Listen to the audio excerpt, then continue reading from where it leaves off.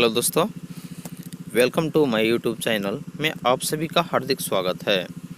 आज मैं 31 जनवरी को होने वाली सी-टेट परीक्षाओं के लिए महत्वपूर्ण मैराथन कुछ ऐसे प्रश्न के बारे में बताने जा रहा हूं, जो कि 31 जनवरी 2021 को होने वाली सी-टेट परीक्षाओं के लिए काफ़ी महत्वपूर्ण है। अगर आप मेरे चैनल पर नए हैं तो सब्सक्राइब कर लें और बेल आइकन दबा दें ताकि सभी नोटिफिकेशन आपको मिलता रहे। तो चलिए, आज का पहला प्रश्न है, प्रशिक्षण एवं अनुभव के द्वारा व्यवहार में होने वाले परिवर्तन को अधिगम कहते हैं। यह कथन किसका है? तो इसका सही उत्तर है गेट्स का, क्योंकि गेट्स ने कहा हुआ था कि प्रशिक्षण एवं अनुभव के द्वारा व्यवहार में होने वाले परिवर्तन को अधिगम कहते हैं। अगला प्रश्न है, कोई भी बालक सीखना कब शुरू करता है? तो इसका सही उत्तर है अपने जन्म से, क्योंकि बालक जब जन्म ले लेता है तो उसी के समय से, यानी कि सीखने की प्रक्रिया जो है वह उसी समय से उसके अंदर एक जागरूक इच्छा के अनुसार वह जागृत हो जाता है। यही कारण है कि कोई भी बालक सीखना बचपन से ही शुरू कर देता है। अगला प्रश्न है, क्षमता के विकास का दूसरा नाम क्या है? इसका सही उत्तर है कौशल विकास, क्योंकि मनुष्य के या किसी भी व्यक्ति की क्षमता को, यानी कि क्षमता के विकास का जो दूसरा नाम है वह कौशल विकास है। क्योंकि कौशल मतलब ज्ञान प्राप्ति जब हो जाती है तो वह व्यक्ति के अंदर एक विकास करने की क्षमता उत्पन्न हो जाती है। इसलिए क्षमता के विकास का दूसरा जो नाम है वह कौशल विकास है। अगला प्रश्न है, मनोविज्ञान ने शिक्षा को क्या बना दिया? तो इसका सही उत्तर है बाल केंद्रित, क्योंकि मनोविज्ञान के माध्यम से ही एक बाल्य अवस्था से, यानी कि एक बाल केंद्रित एक निश्चित बिंदु से स्थापित होकर के मनोविज्ञान ने शिक्षा को काफ़ी बल दे दिया, जिसकी वजह से सभी लोग शिक्षा के क्षेत्र में जागरूक होना शुरू कर दिए हैं। अगला प्रश्न है, निम्नलिखित में से कौन सा रायबर्न के अनुसार शिक्षा के 3 संबंधों में सम्मिलित नहीं है? तो इसका सही उत्तर है शिक्षक और विषय में संबंध। तो शिक्षक और विषय में संबंध जो है वह रायबर्न के अनुसार शिक्षा के 3 संबंधों में सम्मिलित नहीं है। अगला प्रश्न है, अधिगम प्रतिफल का क्या तात्पर्य है? इसका सही उत्तर है बालक के व्यवहार में होने वाले परिवर्तन। तो अधिगम प्रतिफल का जो तात्पर्य है वह बालक के व्यवहार में होने वाले परिवर्तन से है। अगला प्रश्न है, निम्नलिखित में कौन सा किशोर अवस्था का लक्षण नहीं है? इसका सही उत्तर है व्यवहार में स्थिरता, क्योंकि किशोरावस्था के लक्षण में पहुंचने के क्रम में बालक जो है वह अनेक प्रकार के परिवर्तन करना शुरू कर देता है। यही कारण है कि जब किशोरावस्था जब आ जाता है तो व्यवहार में अनेक प्रकार की स्थिरता उत्पन्न नहीं रहती है, बल्कि अस्थिरता उत्पन्न हो जाती है। इसलिए इसका सही उत्तर है किशोरावस्था का लक्षण व्यवहार में स्थिरता नहीं है। अगला प्रश्न है, शिक्षा मनोविज्ञान शिक्षक को मदद कौन करता है? इसका सही उत्तर है बाल विकास का ज्ञान प्राप्त करने में और बाल स्वभाव तथा व्यवहार जानने में, बच्चों के चरित्र के निर्माण में, यानी कि उपयुक्त में से सभी है। जो कि शिक्षा एक ऐसे मनोविज्ञान शिक्षक को मदद करता है जो कि बाल विकास का ज्ञान प्राप्त करने में और बाल स्वभाव तथा व्यवहार जानने में बच्चों के चरित्र निर्माण करने के लिए यह काफ़ी मदद सिद्ध होता है। अगला प्रश्न है, निम्नलिखित में से कौन सा शिक्षा मनोविज्ञान के अध्ययन की वस्तुनिष्ठ विधि नहीं है? इसका सही उत्तर है आत्मनिरीक्षण विधि। तो मनोविज्ञान के अध्ययन की वस्तुनिष्ठ विधि जो है वह शिक्षा जो है आत्मनिरीक्षण विधि जो है वह शिक्षा मनोविज्ञान के अध्ययन की वस्तुनिष्ठ विधि नहीं है। अगला प्रश्न है, निम्नलिखित में से किसमें मूलभूत संवेदी संवेग में मेल नहीं खाती? इसका सही उत्तर है संवेदना आश्चर्य। अगला प्रश्न है, संवेद जो सामान्यतः सुख देता है वह क्या कहलाता है? इसका सही उत्तर है आत्माभिमान। अगला प्रश्न है, निम्नलिखित में से कौन सा अमूर्त अस्थायी भाव है? इसका सही उत्तर है आदर। तो आदर एक मनुष्य के अंदर होने वाली एक अमूर्त अस्थायी भाव है जो कि किसी भी व्यक्ति के साथ मिलकर के उसके व्यवहार तथा उसकी संवेदना में परिवर्तन ला देता है।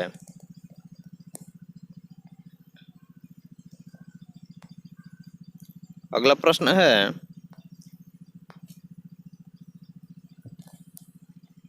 निम्नलिखित में कौन सा शिक्षा मनोविज्ञान के अध्ययन की वस्तुनिष्ठ विधि नहीं है? तो इसका सही उत्तर है आत्मनिरीक्षण विधि। अगला प्रश्न है, संवेद जो सामान्यतः सुख देता है वह क्या कहलाता है? आत्माभिमान। अगला प्रश्न है, किसी दुखी व्यक्ति को सहानुभूति के दो शब्द कहना किसका उदाहरण है? इसका सही उत्तर है निष्क्रिय सहानुभूति का। अगला प्रश्न है, किसी व्यक्ति के विकास के संबंध में क्या सही नहीं है? इसका सही उत्तर है परिवर्तनों को देखा और मापा जा सकता है। यानी कि परिवर्तन का मतलब होता है बदलाव, जिसको देखा जा सकता है और मापा भी जा सकता है, और यही है जो कि किसी व्यक्ति के विकास के संबंध में यह सही नहीं है। अगला प्रश्न है, स्टैनले हॉल के अनुसार क्या सही है? इसका सही उत्तर है किशोरावस्था बड़े संघर्ष, तनाव, तूफान तथा विरोध की अवस्था है, और यह कथन जो है स्टैनले के अनुसार है, क्योंकि किशोरावस्था जो होता है वह संघर्षपूर्ण जिंदगी की एक अवस्था है जिसमें अनेक प्रकार के तनाव, तूफान तथा विरोध की अवस्था उत्पन्न होती है। अगला प्रश्न है, निम्नलिखित में कौन सी किशोरावस्था की विशेषता नहीं है? इसका सही उत्तर है तीव्र समायोजन।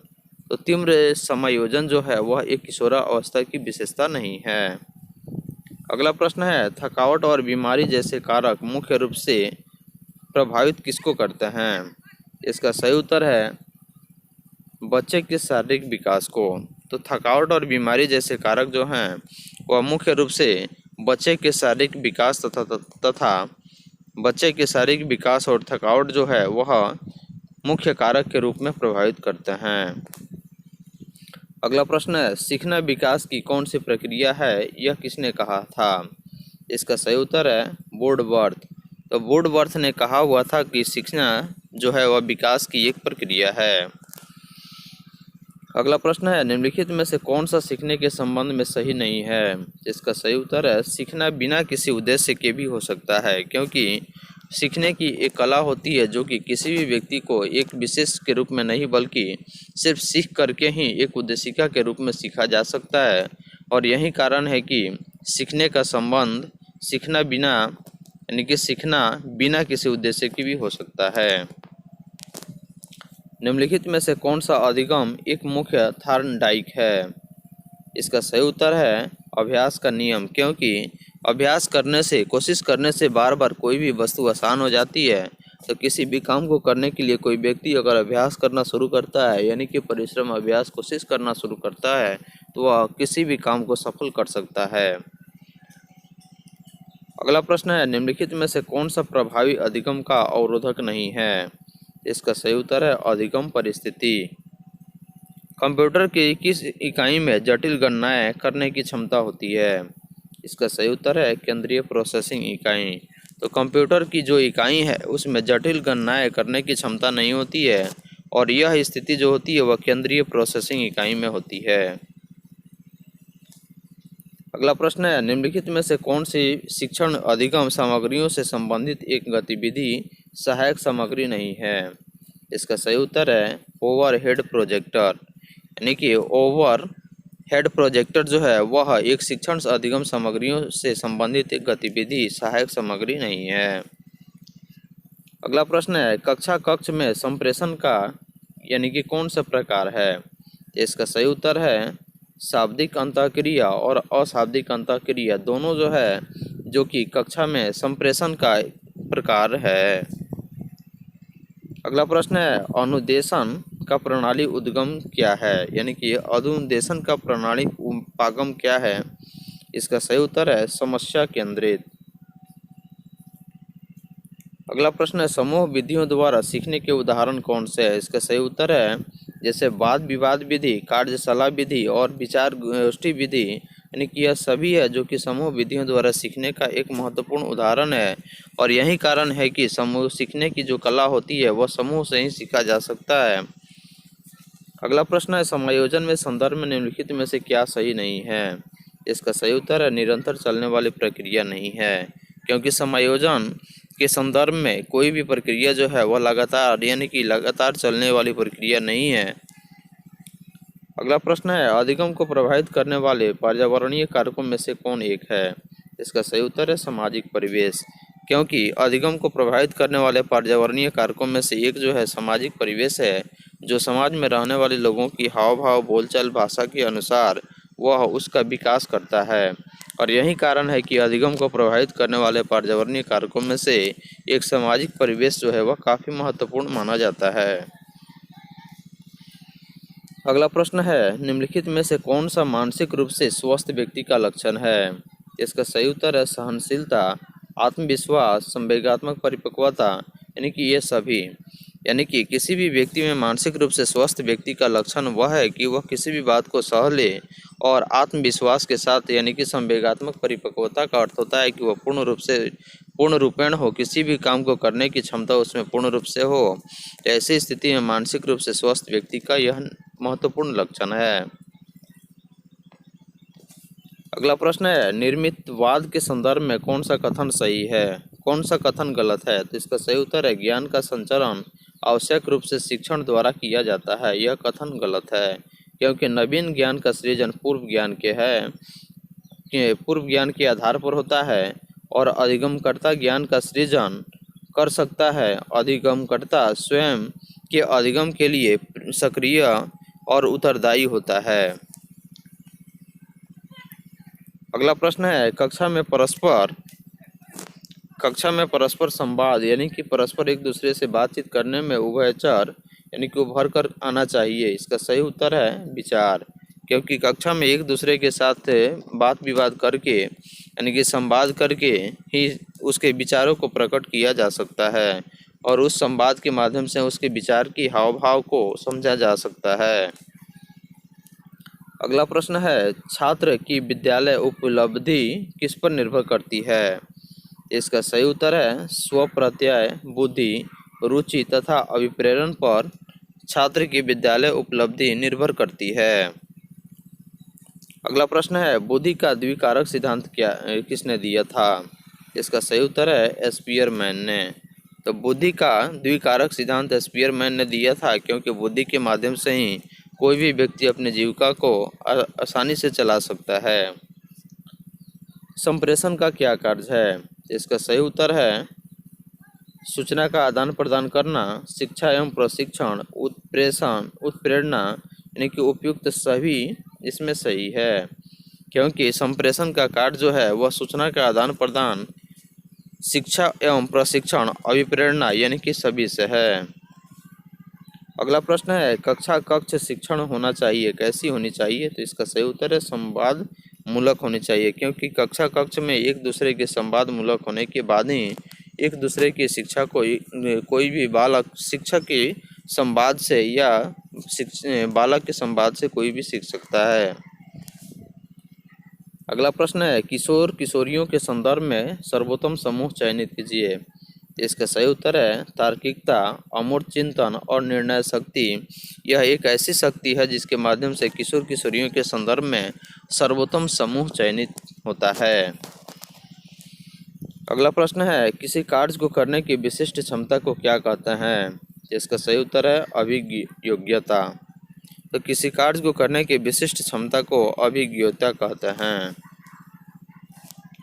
अगला प्रश्न है, एक विद्यार्थी बीएड प्रवेश परीक्षा देता है और असफल रहता है, वह सबसे कहता है कि मैं अध्यापक बनना ही नहीं चाहता हूँ, यह किसका उदाहरण है? इसका सही उत्तर है युक्तिकरण का। अगला प्रश्न है, अच्छे मानसिक स्वास्थ्य के संकेतक क्या हैं? इसका सही उत्तर है सामवेगिक नियंत्रण। कंप्यूटर का मस्तिष्क किसे कहते हैं? इसका सही उत्तर है सीपीयू को, क्योंकि इसका पूरा नाम होता है सेंट्रल प्रोसेसिंग यूनिट और यह जो है कंप्यूटर का एक मस्तिष्क है। अगला प्रश्न है, कंप्यूटर का विशिष्ट विशेषण क्या है? इसका सही उत्तर है गति, संभरण, परिशुद्धता, यानी कि उपयुक्त सभी जो है यह कंप्यूटर की विशिष्ट विशेषता है। अगला प्रश्न है, कंप्यूटर सह अधिगम की विशेषता क्या है?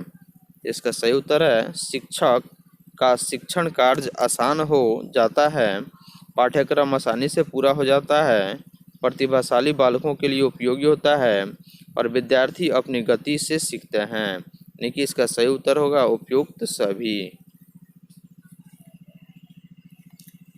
अगला प्रश्न है, निम्नलिखित में से वृद्धि और विकास के लिए कौन से आयाम एक दूसरे से जुड़े हैं?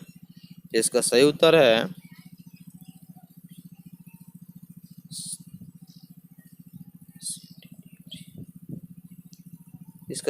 है ऑप्शन नंबर डी, यानी कि इसमें शारीरिक, बौद्धिक, सामाजिक, संवेगात्मक और नैतिक यह पांचों लक्षण जो है वह आयाम के एक दूसरे से जुड़े हैं, जो कि वृद्धि और विकास के लिए काफ़ी सहायक सिद्ध होते हैं। अगला प्रश्न है, निम्नलिखित में से कौन सी दृश्य श्राव्य सुविधा अधिगम हेतुओं के असरकारक हेतु को संतुष्ट करती है? इसका सही उत्तर है ऑप्शन नंबर 4, जैसे रेडियो, टेप रिकॉर्डर, स्थिर क्षेत्र और टेलीविज़न। यह चारों जो है यह दृश्य श्राव्य सुविधा अधिगम हेतु के असरकारक हैं। अगला प्रश्न है, मस्तिष्क का रोधी मुखी सिद्धांत के अनुसार विकास कैसा होता है? इसका सही उत्तर है सिर से पैर की ओर। अगला प्रश्न है, प्रशिक्षण एवं अभ्यास किससे संबंधित है? इसका सही उत्तर है व्यवहारवाद से। अगला प्रश्न है, निम्नलिखित में से कौन सा ऑपरेटिंग सिस्टम नहीं है? इसका सही उत्तर है फायरफॉक्स। कंप्यूटर वायरस क्या है? इसका सही उत्तर है एक सॉफ्टवेयर है, क्योंकि कंप्यूटर एक सॉफ्टवेयर है और इसी सॉफ्टवेयर के अनुसार से यह कंप्यूटर को चलाया जाता है, जिसमें अनेक प्रकार की डाटा को सेव करके रखा जाता है और इसका काम है बहुत तेज़ी वाले काम, यानी कि बहुत देर लंबे समय तक चलने वाले काम को बहुत जल्दी ही काम को पूरे कर देता है। अगला प्रश्न है, लिंगुआ फोन किसका उदाहरण है? इसका सही उत्तर है श्रव्य सामग्री का। अगला प्रश्न है, निम्नलिखित में से कौन सा एक अन्य विकल्पों से संबंध नहीं है? इसका सही उत्तर है स्व आकलन के कौशल को प्रतिमार्जित करना जो है वह इन सभी विकल्पों में सही नहीं है।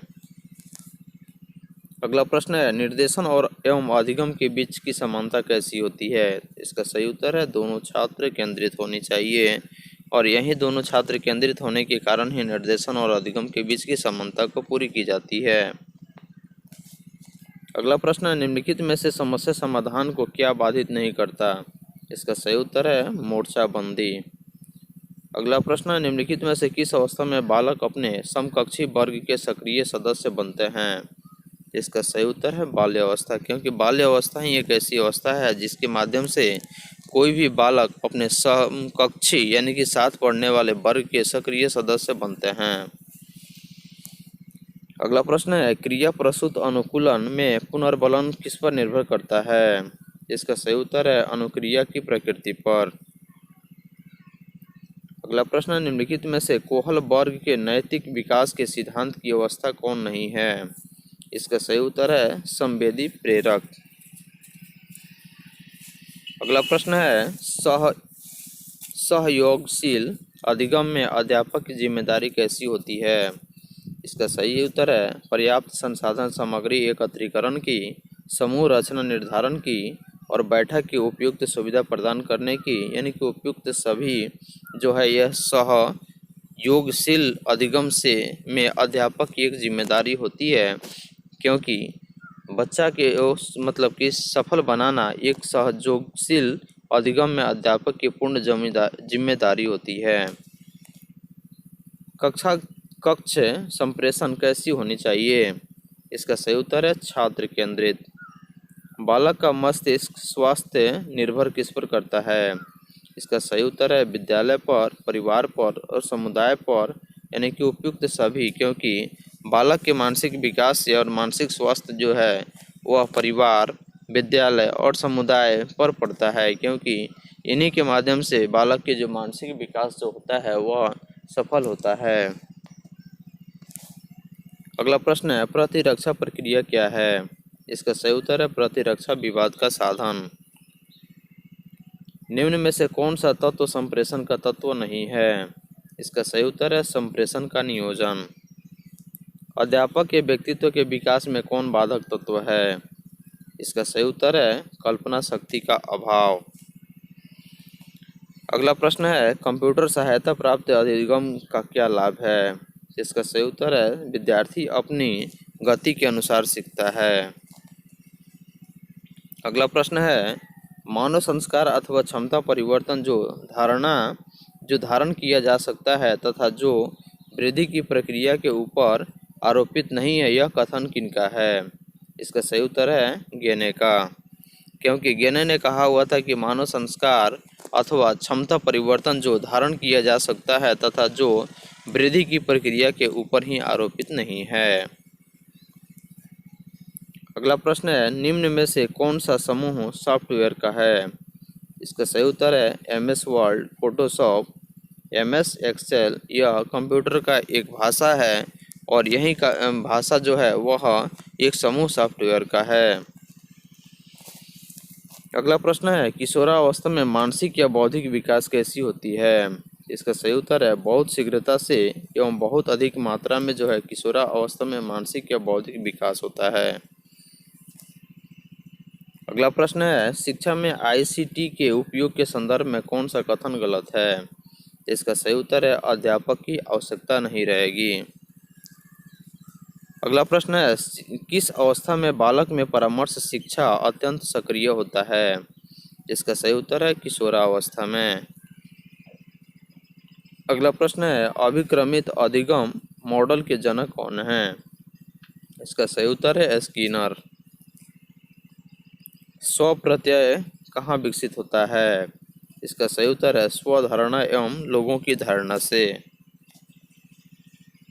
अगला प्रश्न है, निम्न में से कौन सा ब्रूनर के सिद्धांत में नहीं है?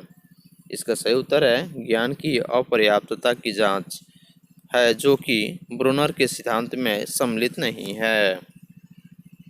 अगला प्रश्न है, गोलमैन का नाम कहाँ जाना जाता है? इसका सही उत्तर है समवैगिक बुद्धि के लिए।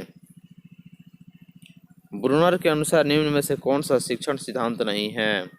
इसका सही उत्तर है अनौपचारिक शिक्षण सिद्धांत। अगला प्रश्न है, पियाजे के अनुसार किशोरावस्था में संज्ञात्मक विकास की कौन सी अवस्था प्रारंभ होती है? इसका सही उत्तर है औपचारिक कार्यात्मक अवस्था। निम्न में से कौन सी शिक्षण सिद्धांत की एक विशेषता नहीं है? इसका सही उत्तर है क्रमशीलता का अभाव। मनोविज्ञान के किस संप्रदाय में तथ्यात्मक एवं वस्तुनिष्ठ विधियों के अध्ययन को उपयोग पर बल दिया जाता है? इसका सही उत्तर है व्यवहारवाद।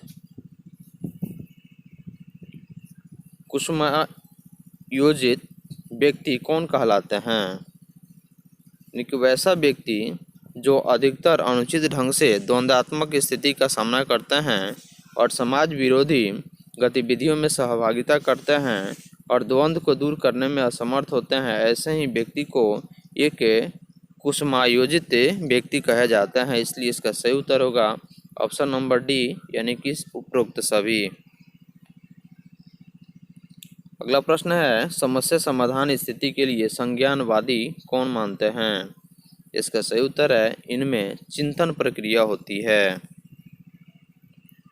तनाव को कम करने तथा अंतर्द्वंद को सुलझाने के प्रत्यक्ष तरीके कहाँ शामिल नहीं हैं? इसका सही उत्तर है और निर्णय में। कौन सा घटक सूचना प्रक्रियात्मक व्यवस्था से संबंधित नहीं है? इसका सही उत्तर है जीवन पर्यंत स्मृति। अगला प्रश्न है, संप्रत्यय लब्धि प्रतिमान किसने प्रतिपादित किया? इसका सही उत्तर है जेरोम ब्रूनर ने। इसलिए सही उत्तर होगा इसका ऑप्शन नंबर 2, जेरोम ब्रूनर ने, जिन्होंने संप्रत्यय लब्धि प्रतिमान को प्रतिपादित किया। अगला प्रश्न है, किशोरावस्था वह अवस्था है जिसमें बालक परिपक्वता के ओर अग्रसर होता है, यह कथन किसका है?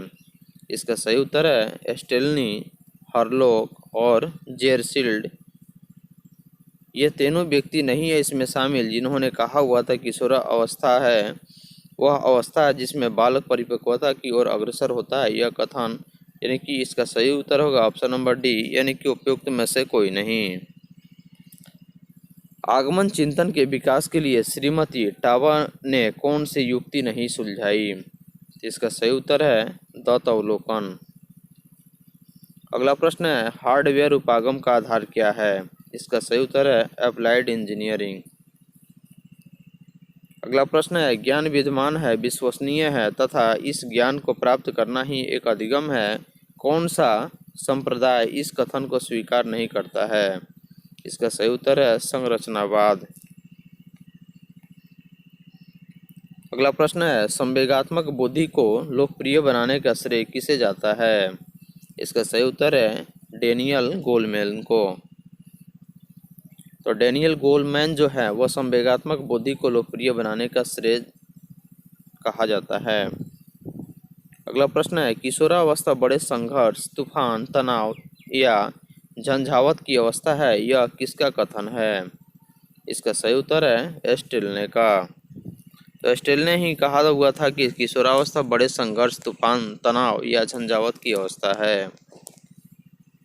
अगला प्रश्न है कोई भी व्यक्ति क्रोध करता है, यह बहुत आसान है, किंतु सही व्यक्ति के साथ सही मात्रा में, सही समय पर, सही प्रयोजन हेतु सही ढंग से क्रोध करना आसान नहीं है, यह किसने कहा था? इसका सही उत्तर है अरस्तु ने, क्योंकि अरस्तु के कथनानुसार, अरस्तु के विचार के अनुसार कोई भी व्यक्ति क्रोध करता है यह बहुत आसान है, किंतु सही व्यक्ति के साथ सही मात्रा में, सही समय पर, सही प्रयोजन हेतु सही ढंग से क्रोध करना आसान नहीं है। अगला प्रश्न है किशोर प्रौढ़ों को मार्ग में बाधा समझता है जो उसे अपनी स्वतंत्रता का लक्ष्य प्राप्त करने से रोकते हैं, यह कथन किसका है? इसका सही उत्तर है कॉलसनिक का। तो कॉलसनिक ने कहा हुआ था कि किशोर प्रौढ़ों को मार्ग में बाधा समझता है जो उसे अपनी स्वतंत्रता का लक्ष्य प्राप्त करने से रोकते हैं। अगला प्रश्न है किशोरावस्था के आकस्मिक विकास का सिद्धांत कब किसने किया? इसका सही उत्तर है 1904 में स्टेलने हॉल ने।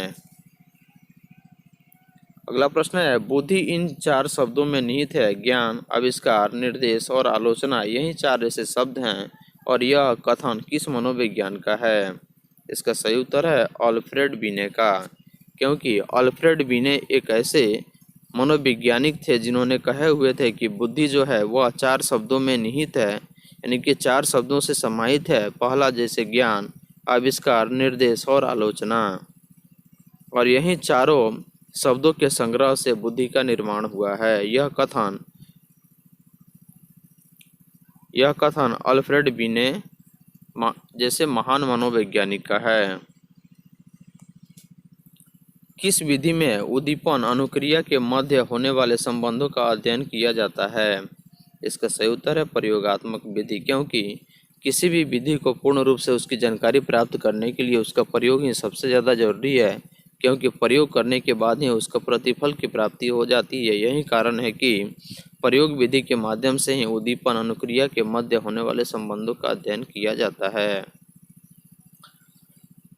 अगला प्रश्न है राष्ट्रीय शैक्षणिक यानी शैक्षिक अनुसंधान एवं प्रशिक्षण परिषद ने बुद्धि के शिक्षण के लिए कौन सा विभाग खोला है? इसका सही उत्तर है मनोविज्ञान विभाग, जो कि राष्ट्रीय शैक्षिक अनुसंधान एवं प्रशिक्षण परिषद के माध्यम से बुद्धि के शिक्षण के लिए यह विभाग खोला गया है। अगला प्रश्न है निम्नलिखित में से शिक्षक केंद्रित शिक्षण आव्यूह क्या है? इसका सही उत्तर है प्रभुत्ववादी शिक्षण आव्यूह। अगला प्रश्न है व्याख्यान के दौरान संप्रेषण होगा यदि शिक्षक दूसरे क्षेत्रों में से उदाहरण देते हुए तत्कालीन व्याख्यान प्रस्तुत करता है, तब वह जाकर के व्याख्यान के दौरान संप्रेषण होगा। अगला प्रश्न है शिक्षण में उत्तम प्रणाली कौन सा है? इसका सही उत्तर है अध्यापक और छात्र दोनों प्रश्न पूछें, और यही शिक्षण में सबसे अधिक उत्तम प्रणाली जो है वह शिक्षक और छात्र और अध्यापक का संवाद शैली है। अगला प्रश्न है विकास एवं वृद्धि क्या है? इसका सही उत्तर होगा एक दूसरे के पूरक हैं। अगला प्रश्न है किशोरावस्था अपराध प्रवृत्ति के विकास का नाजुक समय है, पक्के अपराधियों की एक विशाल संख्या किशोरावस्था में ही व्यवहारिक जीवन को गंभीरतापूर्वक आरंभ करती है। यह कथन किस वैज्ञानिक का है? इसका सही उत्तर है वैलेंटाइन का, क्योंकि वैलेंटाइन के कथनानुसार किशोरावस्था अपराध प्रवृत्ति के विकास का नाजुक समय है, क्योंकि किशोरावस्था में ही बालक अन्य प्रकार की गलत कामों को करने के लिए संगत में जुड़ करके वह करने को लिए नाजुक समय है, जिसकी वजह से वह करने पर प्रतिफल यानी कि विफल हो जाता है। और पक्के अपराधियों की एक विशाल संख्या किशोरावस्था में ही व्यवहारिक जीवन को गंभीरतापूर्वक आरंभ करती है। अगला प्रश्न है, सामाजिक एवं संवेगात्मक विकास एक साथ चलते हैं, यह कथन किसका है? इसका सही उत्तर है क्रोको। अगला प्रश्न है, गेस्टाल्टवाद के जन्मदाता कौन है? इसका सही उत्तर है बर्दाइमर, यानी कि बर्दाइमर जो है वह गेस्टाल्टवाद के जन्मदाता हैं। अगला प्रश्न है, परंपरागत संबद्धता का सिद्धांत किसने प्रतिपादित किया? इसका सही उत्तर है पावलोव ने। अगला प्रश्न है, मूल प्रवृत्तियां संपूर्ण मानव व्यवहार की चालक है, यह कथन किस मनोवैज्ञानिक का है? इसका सही उत्तर है मैकडूगल का, क्योंकि मूल प्रवृत्तियां संपूर्ण मानव व्यवहार की एक चालक है और यह कथन मैकडूगल ने दिया था।